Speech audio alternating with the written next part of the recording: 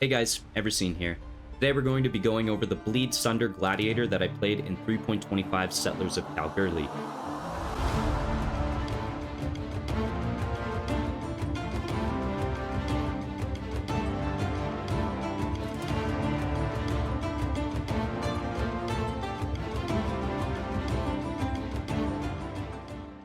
This is a League Start build and is one of the most comfortable mapping experiences I've ever had in HCSSF PoE. The build excels at recovery on block, which is giving us a ton of sustain in maps since you are hit very often. It's a great build for you if you want to try out hardcore for the first time. Some pros and cons of the build are as follows. Pros: amazing clear. You're going to be bleed popping everything, and this works really nice for things like Expedition. It's very tanky. Since we have Lucky Block, we effectively have almost 90% block for both attacks and spells. We also have 6 endurance charges and tons of armor from Iron Reflexes. Easy gearing. Suppression is not needed to be tanky, although it will help, more so for bosses, but it is not needed, so this makes the gearing process really easy. Cons: weak to degens and ailments. I actually died on another iteration of this character to poison in a logbook. Basically, I didn't have capped chaos res, only 46%, and the boss in the logbook hit me for a very large poison. Although the build is very cheap and I can pretty much run this on nothing, so I basically just built it back up again. Getting ailment immunity is probably a better setup than I'm currently using because I rely on poison immunity from my health flask and a good reaction time. I also don't have ignite immunity. Single target damage. Not very good for single target damage until the late game version of the build. The build heavily relies on getting damage over time multiplier as well as a decent weapon. An alternative to Sunder could be using Lacerative Hemorrhage and replacing Fist of War with Volatility. This isn't that good in comparison to Sunder for clear, and this setup is strictly for bossing damage. So for leveling, I would use Spectral Throw with Volley and Chance to Bleed for Act 1. Once you get to Act 2, I would swap to Sunder, Melee Physical Damage, and Close Combat. From here on out, we try and path to Bastion Breaker with the Mastery for 100% chance to ignore physical damage reduction with hits, and also Hatchet Master to get Onslaught on kill, which makes the progression much faster. We're also using Intimidating Cry to get double damage on our exerted attacks, which feels really good for bosses.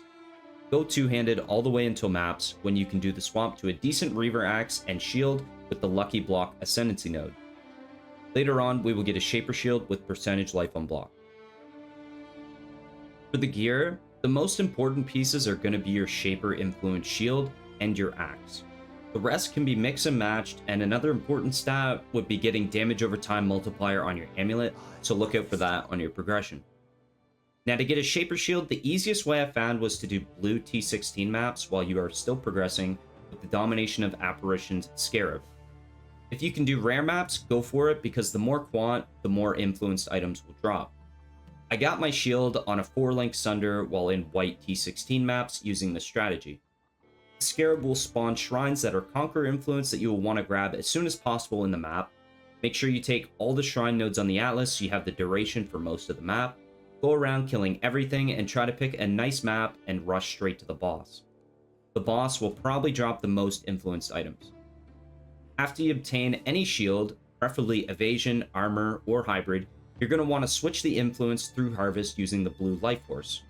Once you have your shield, simply reforge life, use pristine fossils, or even use chaos orbs to just keep smashing your shield until you end up with the percentage life on block modifier. With Lucky Block, this gives us insane sustain, and your fear of getting shotgun in maps will actually heal you instead. Now, for the axe, I used a lot of recombinators, and that's how I ended up with my crazy GG axe. I recombinated Dictators and Flaring from blue Reaver axes, and once that was done, the item was 100% deterministic.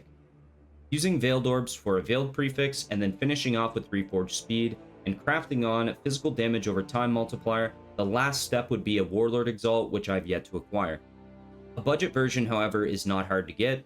We simply use a Deafening Essence of Contempt until we get attack speed with 1 open prefix to craft on the Betrayal mod for percentage physical damage. If you happen to get a good tier percentage physical damage hybrid while essence spamming, the craft will get pretty expensive without having your prefixes full and being able to lock your prefixes. I would definitely go the Veiled Orb route until you get the Veiled Prefix before continuing as I did in the GG Axecraft. So for the playstyle, we are using Sunder, which is amazing for clear. We're going to be manually casting Enduring Cry to quickly get full endurance charges on a boss, and use Seismic Cry for both its AoE and also percentage more armor buff that it gives. We will use Blood Rage to gain frenzy charges while mapping, and the rotation for bosses is as follows. Seismic Cry in range of the boss, Enduring Cry if you don't have full endurance charges, Vulnerability, use Tincture, and Slam Away. It's really that simple, and I usually use Seismic on cooldown since it has really good buffs. So I'll just open up the POB here and show you guys kind of a little rundown of what I've got. Basically, in this guide POB, I have left tons of notes in here for you guys to read and reference, different things that I've done, the pantheons, etc. I've also added multiple different setups that you can use, like the blood magic angle, which is less complicated, but it has less damage. I used this setup for a while until I got a decent tincture. I even used it on a 5-link setup. I did a tier 16 maps with blood magic. You can do it just as easy like that, but obviously the tincture is just going to give us a lot more damage. Now, another thing I should mention is that for tincture uptime, because we're getting constant stacks of mana burn, you're going to want a little bit of physical damage leached as mana. I have it personally on my gloves. You can do this through jewels. You can do it through the passive tree. Obviously, we kind of don't want to do the passive tree because we need our passive points for other things. So try to get it on a jewel or a pair of gloves. Another tip that I'd like to mention is that I personally went for a lot of defenses on my chest piece, but I actually think that getting a Void Ailments is probably a better choice, and then getting a Void Elemental Ailments on your Eldritch Implicits as well as on your boots, and then we can take a Mastery or shields, which does 20% chance to avoid elemental ailments, and this will get us to our 100%. Now, in order to do this, we do need to give up a few passive points in order to get another shield cluster somewhere else on the passive tree, plus the mastery, because we still need the mastery that says 1% chance to block attack damage per 5% chance to block on your shield. However, if you can actually cap your chance to block attack damage and spells, then you can just omit that mastery and just take the avoid elemental ailments one instead. So in my build, I'm using a Stygian Vise for avoid shock plus the jewel to get total shock immunity. Obviously though, Rislatha's Coil is going to be the best in slot belt, and this kind of ties into where I'm talking about getting total ailment immunity with the chest piece. Basically doing this though, we would also solve our ignite immunity problem, and so we wouldn't just be going for avoid shock on our belt, we would actually be going for avoid all elemental ailments, and then we have Rislatha's Coil, which is more damage. Alright guys, and that's going to do it for the guide. I might have missed some things, and I'm sorry if I did. If I did, please let me know in the comments, and I'll reply to your guys' comments and stuff. But anyways, that does it for the video. I hope you guys enjoyed. Definitely give this a shot. I think this is super good for anyone who wants to try hardcore for the first time. I can literally make this build off of no currency again and again and again. It really kind of reminds me of just Bone Shatter, and now this kind of feels like similar progression to Bone Shatter. Just an incredible mapper, has great clear, you can do a lot of mechanics with it and just farm up a lot for other builds. But anyways guys, I stream every Monday, Wednesday, Friday at 10 AM Eastern if you want to come hang out, maybe ask some questions, see the build. I plan on playing the Archmage Hierophant soon, and pretty much I'm using this build to farm all the gear for the Hierophant.